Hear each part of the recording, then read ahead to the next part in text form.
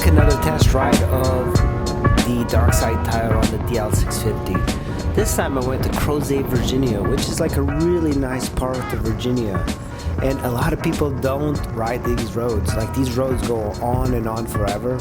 And you can essentially ride for 50-60 miles without seeing another car.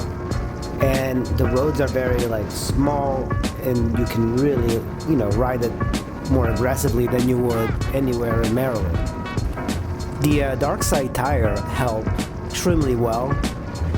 No slipping, nothing. I'm getting a little bit better at riding with it. Of course, it's a little bit awkward at slow speeds.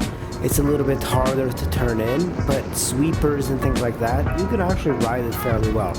Now, I could tell that I couldn't ride it as aggressively as I can a motorcycle tire. On a twisty road, I was trying to keep up with the car, and I kind of noticed that I could not lean it the way I wanted. But I think that has to do with my confidence so far on the tire, which is fine for now, because I mostly am going to use this tire as a commuting tire and touring tire. And so far, with 1,000 miles on it that I've done so far, it really is a very good tire. Like, there's no wear at all in it.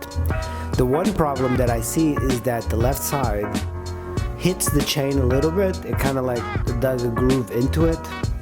But Doug in Utah told me that his did the same thing, and not too water. On this ride, if you go to Crozet, Virginia, you have to take a detour into Syria, Virginia, which is near Old Rag. It's a mountain you can climb. It's got great views and everything. So this is the store near. Now, I noticed that my front tire was cupping. Look at that. It's got a little bump on it, and it seems to be doing fine. It's still got plenty of wear. Even found a little creek to ride across. And it was the water was pretty low, so it wasn't too challenging. These DL650s are extremely easy to ride. This one's a 2005, and it's one of the easiest bikes to ride.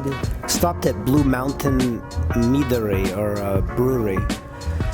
These places, they all kind of look the same. They are usually set in a nice place. They bring in a lot of visitors from mainly DC and Charlottesville. For the prices, these little breweries and anywhere like a Crozet, the food is like so much cheaper.